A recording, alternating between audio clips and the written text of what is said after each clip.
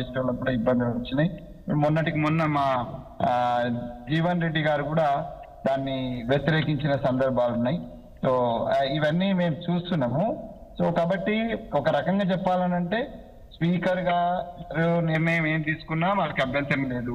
తర్వాత కోర్టు నుంచి ఆ అనర్హత వస్తే అంటే మామూలుగా టెక్నికల్ గా చూసినా, మీరు ఇప్పుడు లేవనెత్తిన విషయాలు టెక్నికల్ గా చూసినా, నైతికంగా చూసినా అది మాకేదో పేరు తెచ్చే విధంగా అయితే లేదు మా పార్టీకి.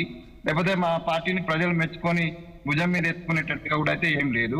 రెండోది మళ్ళా లేవనెత్తినట్టుగా మాకు ఈ 5, 6, 10 మంది రాకపోతే మా ప్రభుత్వం కూలిపోయే పరిస్థితి టెక్నికల్ గా లేదు, నైతికంగా లేదు. కాబట్టి సో మా వాళ్ళు తీసుకునేటువంటి నిర్ణయం ఆ దిశగానే ఉంటుందని మేము ఆశిస్తున్నాం. ఆ దిశగా ఉంటే పార్టీకి కూడా ఒక మంచి పేరు వస్తుంది.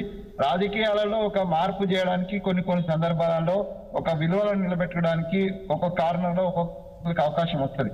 అట్లాంటి విలువలను నిలబెట్టేటువంటి అవకాశం వచ్చినటువంటి సందర్భంలో అప్పుడు వాజ్పేయి గారు కావచ్చు, లేకపోతే రాజీవ్ గాంధీ గారు కావచ్చు, ఈ పార్టీ ఫిరాయింపుల నిరోధక చట్టాన్ని తీసుకొచ్చిన సందర్భంలో వారికి వచ్చిన ఒక అవకాశాన్ని వాళ్ళు స్పష్టంగా ఉపయోగించుకొని ఒక నూతన వ్యవస్థకు ఒక మార్గదర్శకంగా నిలబడ్డారు. కాబట్టి మాకు కూడా వస్తుంది, మా ముఖ్యమంత్రి గారికి లేకపోతే మా పిసిసి అధ్యక్షుల వారికి, మా పార్టీకి ఇది ఒక అవకాశం వస్తుంది. డెఫినెట్ గా దీన్ని ఆ దిశగా తీసుకెళ్లి ఇటు ప్రజల మెప్పును, ఇంకోటి అంటే అసలు ఇప్పుడు కోర్టుకు పోవచ్చు మళ్ళీ తెచ్చుకోవచ్చు అని అంటే ఈ బరిదగింపుకు ఎండింగ్ ఉండదండి. ఏ రాజకీయ నాయకునికి భయం అంటూ ఉండదు.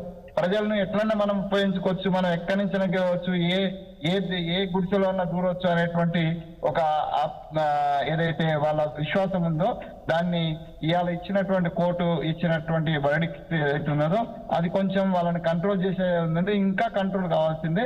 డెఫినెట్ గా నేను పార్టీ లైన్ ఏముంటది అనేది తర్వాత నేనైతే వ్యక్తిగతంగా నేను ఈ నైతిక విలువను నిలబెట్టే క్రమంలో ఇప్పుడు ఏదైనా అవకాశం వచ్చింది కాబట్టి స్పీకర్ గా కావచ్చు, లేకపోతే పార్టీగా కావచ్చు, ఆ దిశగా నిర్ణయం తీసుకున్నట్టు ఉంటే ఇది మీరు ఇందాక అన్నట్టుగా ఒక రసవత్తరమైనటువంటి చర్చ. ఇది ఒక ఇది మొత్తం దేశంలో ఒక ఆదర్శంగా ఉంటది ఒక ప్రభుత్వం లేకపోతే పార్టీ అనేటువంటి దానికి దారితీసే అవకాశం ఉన్నది. కాబట్టి ఆ దిశగా అడుగులు పడితే బాగుంటుందని నా ఉద్దేశం.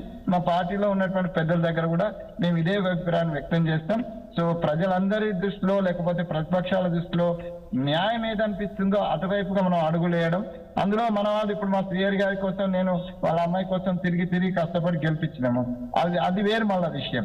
ఆడ మనకు ప్రేమ లేదని కాదు, లేకపోతే మా వాళ్ళు నొచ్చుకుంటారని కాదు. కానీ ఓసారి మన వాళ్ళు నొచ్చుకున్నా కూడా సమాజ హితం లేకపోతే రాజకీయ విలువలను లేకపోతే సామాజిక విలువలను కాపాడే దిశలో మన వాళ్ళు కొద్దిగా నొచ్చుకున్నా పర్వాలేదు అని అనుకుంటే కొంత హార్డ్ అంటే ఒక కష్టసాధ్యమైన నిర్ణయమైన ఆ నిర్ణయాలు తీసుకుంటే బాగుంటది.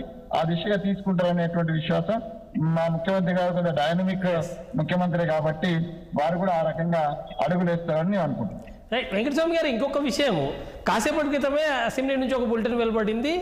పిఎస్సి చైర్మన్గా అరికెపూడి గాంధీ ఎవరు? బీఆర్ఎస్లో ఉండి మొన్నే కాంగ్రెస్లో చేరిన వ్యక్తి. మరి అసలు పిఎస్సి అనేదానికి ఒక అత్యున్నతమైన ఒక గుర్తింపు ఉంది. ఇవాళ ముఖ్యంగా రాష్ట్రంలో ఒక గవర్నమెంట్ వస్తే ఆ గవర్నమెంట్ని కొద్దిగా ఎవరో ఒక ముళ్ళుకర్ర పెట్టుకొని దారిలో పెట్టే వాళ్ళు ఉండాలి అని రాజ్యాంగంలో ఒక మహోన్నత ఆశయంతో ప్రతిపక్షానికి ఆ పదవి ఇవ్వాలి అని ఒక ఆనవాయితీ నడుస్తూ వచ్చింది. ఇవాళ సరే గత ప్రభుత్వం కూడా ఆచరించలేదు, అది ఎంఐఎంకి ఇచ్చుకున్నారు, కాంగ్రెస్ పార్టీకి ఇవ్వలేదు, అదంతా మళ్ళీ అది వేరు విషయం. ఇప్పుడు మీరు కూడా మళ్ళీ ఎవరైతే మీ పార్టీలో చేరారో ఇప్పుడు మీకు విజువల్స్లో కనపడుతుంది, అరికెపూడి గాంధీ కాంగ్రెస్ పార్టీలో చేరారు ముఖ్యమంత్రి గారి సమక్షంలో. ఆయన చేరిన వ్యక్తికి మళ్ళీ ఇప్పుడు పిఎస్సి చైర్మన్ పదవి ఇచ్చారు. నేనైతే వ్యక్తిగతంగా ఏం సమర్థిస్తలేనండి. మాకు కూడా అది ఇబ్బందికరమే. ఇప్పుడు లాస్ట్ లో ఒకవేళ పోయినసారి కేసీఆర్ ఇచ్చినంటే ఎంఐకి ఇచ్చినంటే వాళ్ళు కూడా అదర్ పార్టీ అవుతాడు, ఇతను మా పార్టీ అవుతాడు. ఇప్పుడు మా పార్టీ కాదు, ఇప్పుడు టిఆర్ఎస్ మా పార్టీ ఎదురు పార్టీ అని తెలియని పరిస్థితి ఉన్నది.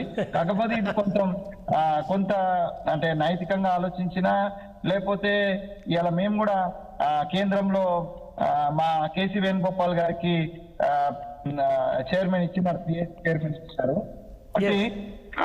కొద్దిగా మా వాళ్ళు పునరాలోచిస్తేనే మంచిదని నా ఉద్దేశం. Yes sir, right. మళ్ళా